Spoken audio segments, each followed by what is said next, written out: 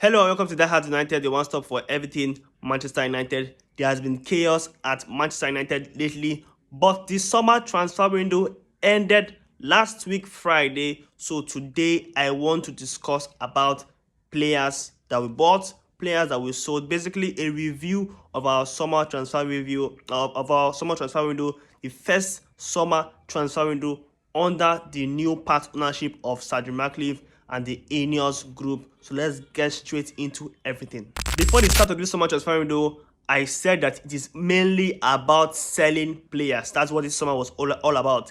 Clearing the dead wood. The Ralph Ragnick line that says 10 players had to be sold, 10 players had to be bought. That was the line I was going with. So we're going to talk about the incomings first of all.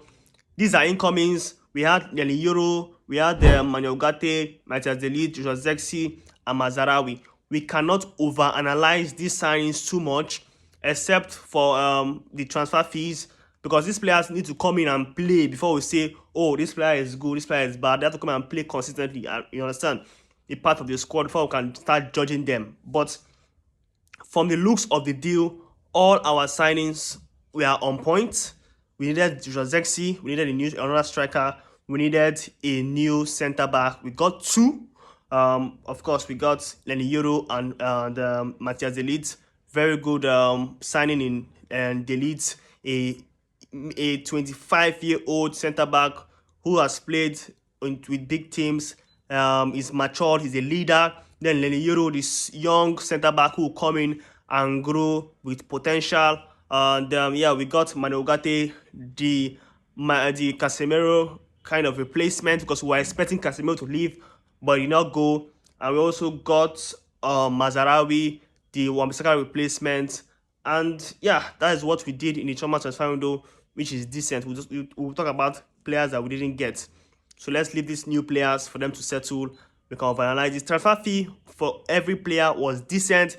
The money paid for Yoro, totally accepted. This guy has the potential to be a big deal in the future, and I don't mind spending that money now. The money we spent for Ugarte, maybe if we had paid it at the beginning of the summer transfer window, we would have gotten it early, and then we wouldn't have this embarrassment of Casemiro now. But we couldn't do that deal because we had to sell someone in midfield to do that. So basically, we had to make sure that everything was completed and done with Scott McTominay before we can get in Ugarte. That's why it happened so late. So that's that for that. That's all the players that we bought, right? Let's see how they can develop in the coming weeks and how they fare. So let's leave the incomings. Now to outgoings. Number one, Mason Greenwood. There was no way Mason Greenwood would have stayed at this club. That was practically impossible. He had to go, and we had to sell him, and we had to get the best deal for him. And we got a decent deal for him, going to Olympique de Marseille for around £25 million. And we had some sell-on clause. Yeah, we had a sell-on clause on that deal. Most players we sold, there was sell-on clause imputed in every deal. That is smart business from the INEOS group. Sell-on clause on most of them. That's very, very good. We had to sell Mason Greenwood. Fine, in 3 games he has scored, I think in 3 games he has scored 4 goals or 5 goals. That's fine, that's beautiful. Good for us, good for Marcel. He goes on. If he moves to another club next year, I think we're going to get like almost 30%. But after that 30%, 10% goes to Getafe, and we get 20%. So anywhere he goes to, if he goes to 100 million next summer, we're going to make profit from that deal, and maybe that can take up his total fee to up to 45 million pounds, which is good for us. And maybe he might come back. That's a very slim chance, but he probably will not come back. But Mason Greenwood had to go because the fans wouldn't want him here. The media is going to destroy him in England. The fans are going to destroy him in England. He would not have peace of mind wearing any shirt in the English league. So he had to go, and he left, and he's enjoying his football in Marseille. Right? He had other options. He chose Marseille, chose the French league, and he's there. He's enjoying his life with Roberto De Zerbi. Good for him. So Greenwood, smart sell, very good deal for us. Then Donny van der Beek. Donny van der Beek moved for around £500,000. Very funny deal, but of course, he had just 1 year left on his contract. Van der Beek is a total flop, or was a total flop at United. Nothing you can do about that. He was a flop, he's a flop, and he's gone. He's in Girona now. We wish him all the best. I feel so bad for him because Ole was the beginning of his problems, and that just demoralized him. Ole put him on the bench, it demoralized him, and even when his favorite manager in Ten Hag came in, there was nothing left for him to contribute, and he had to go. So Donny van de Beek left, and €500,000, £500,000. I think there's also a sell-on clause on that deal too. Well, is it no? Is it there's 500,000 pounds plus adds on. Yeah, there's an adds on. There's certain adds on that deal. Good business. He had just one left in his contract. He has been at the club for how many years and haven't done anything. So fair deal for Van de Beek going to Girona. Then out of surprise, we got Willy Kwambala moving to Villarreal for £10 million. Also a sell-on clause on that deal. He felt that he wouldn't have enough game time at United and he wanted to leave. When he saw Maguire, he saw Lindelof, he saw Martinez, he saw Evans, he saw that we are going to sign other new centre backs, he felt he wouldn't get the chance. And of course, I don't think he's. If you watch Kwambala, it's not wow. He's not looking like I want to stamp my name on this position. No, he's decent. He needs to develop. But to develop, you need game time. And that game time, you wouldn't get at Manchester United. Just imagine he was here right now when we're going through these problems. He wouldn't get this 1 minute at all. So it's best he's gone to the Spanish League, to a very good team in the Spanish League, Villarreal. And if he does well, we have a sell-on clause on that deal. We can actually even buy him back if he wants to come back. And we will make profit if he goes to another club and he does very well. So that is very, very good for everybody. Willy Kwambala moved for £10 million and very good business because we got £10 million. We also had a sell-on clause on that deal. Then we had Facundo Pellistri moving to Panathinaikos for around how much? For around £6 million. Panathinaikos, Greece League. The manager of Panathinaikos is his former Uruguayan manager, the manager that gave him his first international cap. So the manager wants him. He moved to the Greece League. I think on his first game he scored a goal. So good readings to him. Hopefully, I wish him all the best. Facundo Pellistri never really got the chance at United, and hopefully if he goes to Greece and does very well, other clubs in Turkey, in England, in Spain can still come and get him. And Facundo Pellistri has talent. He's a talented player. He's he's a decent winger, but just the chance that he couldn't get. And Ten Hag maybe can blame Ten Hag for not giving him a chance. But we had Ahmad who wasn't even given a chance throughout most of last season until towards the ending, and he's now slowly getting his chance. So Ahmad was even ahead of Pellistri, and Ahmad didn't even get so much game time last season. So it's fair to say that he had to move to play regular football, and he moved, and we got a £6 million price tag. We also had, I think, a 40% sell-on clause on that deal. So very, very good business again by the INEOS group, putting sell-on clauses on every deal, and in case it pops up, turns to a world star, we can benefit from that also. Then we had Hannibal Mejbri moving to Burnley for around £11 million. Hannibal, I think he moved for, I think it was £9 million or so plus add-on or something. But Hannibal has been his first team, I think, even since Mourinho. Am I wrong? Since Mourinho's last season, Hannibal has been in the first team, but he has never really stamped his place in his first team. He's erratic, he's aggressive, but sometimes he has bad character. He moved on loan last season and he just went to disgrace himself. He's young and he's erratic and he needs to calm down. But he's at Burnley. Championship is way more aggressive. He has gone to Burnley. Maybe Burnley is the best place for him. Championship is the best place for him to grow and mature. Because if you want to do gra, if you want to be erratic, go to a championship and then you find people that are more erratic than you and then you calm down. So Hannibal is finally gone. He hasn't really proven that he's a first team player for Manchester United, and he has gone, and we wish him all the best. And again, there's a sell-on clause on that deal. So if he does well, maybe you might benefit. So good business by the INEOS group selling Hannibal finally, because I don't think there's a future for him in the first team. I don't think there is. Then we had Aaron Wan-Bissaka moving to West Ham.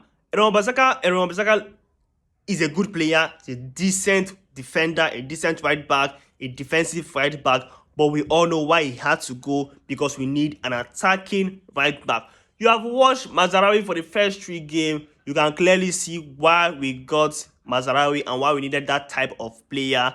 And it's fair to say that Mohamed Salah cannot offer us that in any sense. So he's gone. Wish him all the best. He's been here for a while, selling for £50 million.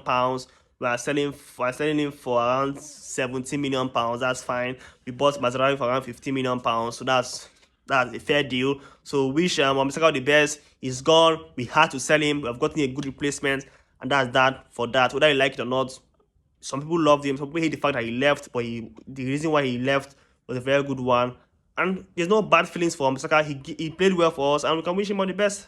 No hard feelings. Yeah, definitely. Then we go to Scott McTominay moving to Napoli. Scott McTominay, youth player, 27 years. People still think he's 24 years or 23 years. See a young player and should remain. He's our youth player. Blah blah blah blah blah. Scott McTominay had to go. He's not good enough. He's a decent player. He has passion, but talent. Passion. He has passion. His passion is awesome, but talent is not there for the level that we want to be. So Scott McTominay leaving, I wish him all the best. He's one player that we sold with no hard feelings. And not like Wan-Bissaka. We have nothing against Scott McTominay. We have nothing against him. He's our boy. But there come a time where you just have to go, just have to move on. Maybe that time will come for someone like Marcus Rashford next season. But it was a time for Scott McTominay to leave, and he's gone. And we wish him all the best. He'll probably go to Napoli and play beautifully well. But that does not mean we shouldn't have sold him, because he has been here for years and he hasn't done. Wow, he hasn't torn up the league, right? He has been decent, but he hasn't torn up the league. You might go to the league, you go to Serie A and play beautifully well under Conte, but that doesn't mean that selling him was the wrong decision. It was a totally right decision, and I wish we have done that long time ago. But he's finally gone, and I wish Scott McTominay all the best from the bottom of my heart. I wish him all the best. Then finally, to the disgrace of a player in Jadon Sancho, the disrespectful player, the player who spat on every Manchester United fan with his behavior all over the years. I remember in Erik ten Hag's first season, everybody was asking, why is Sancho giving 3 months, 4 months off due to mental issues? He was given 4 months off, no explanation. He came back, Ten Hag nurtured him, Ten Hag protected him. Still, he messed up. Still had issues with Ten Hag. Went on loan to Dortmund. Oh, I'm back home. Oh, I'm so happy. Blah blah blah blah blah. Went there, still played nothing. Came back on loan. Came back from loan. We concerned with concerned with Ten Hag, and still very disrespectful. You haven't officially apologized for your behaviors. And then all of a sudden you are pushing to go to Chelsea, and then you are saying Chelsea is this. If you look at the way his message he gave when he left Dortmund on loan. Oh, I'm so happy you welcome me, the fans. But the message was so long. We left United, and your message is like 3 lines. Oh, thank you to all the players and all the staff. I'm grateful. Blah blah blah blah. That's a very disgraceful behavior from Jadon Sancho. We bought this guy for £75 million. He was here for 3 seasons. And he didn't do nothing. Didn't do anything at all. Wasn't of any use to us. And he left. After all the support we gave him, he left and spat on our faces. But he's gone. 350,000 pounds a week. He's gone. I don't really care about him anymore. Sancho can go anyway. I don't want to say any bad word, because this video might get taken down by Facebook. But I'm really, really disgusted with Jadon Sancho, and I'm thankful he's gone, because he was a complete waste of £75 million. Complete waste. And I'm glad he's gone, and Sancho is gone. And overall, I'm pretty impressed with the sale by the INEOS group. But of course, we didn't sell everybody. Eriksen is here, Casemiro is here, Anthony is here. If we had sold these players, we could get new additions. Maguire is here. Lindelof is here also. We couldn't sell these players. And it's a pity, but we'll do more next summer. But so far, so good. The first business from INEOS Group, selling 15 both first team and youth players all together. First team, and not particularly youth players. Youth players that are ready for first team. Selling them, 15 of them, was a very, very good business from the INEOS Group. And I'm going to rate This summer transfer window, a 7 out of 10. A 7 out of 10. Leave your ratings in the comment section. Our rating is 7 out of 10. Out of 10. It was a decent job. The incomings was good, but would have been able to do more if we had more outgoings. If Lindelof left, when I've gotten someone new. If Casemiro left, when I've gotten someone new. If Anthony left, when I've gotten someone new. But these players, they can't leave. They are on massive wages. How do you expect them to leave? It's not the INEOS fault. They didn't give them those contracts. It is not what they meant. So INEOS Group did a decent job in selling players and in buying players. Also, I like their strategy. It was very good strategy. They pay what they want to pay, not what you want them to pay, except for Mazraoui Ugarte, which we just had to pay what the PSG wanted to some extent. But overall, it was a decent summer by the INEOS Group, and I'm giving them a 7 over 10. And I hope, my brother said this summer we have to get more of this summer, so I'm giving a thumbs up for more of this summer. This can be a one-off. We need to have more of these summers because this has to continue on and on and on and on again. That's how you break the lines between the clubs that higher up, right? You do make good decisions continually. That's how you meet up with them. So leave your thoughts in the comment section, and I will see you all on the next one.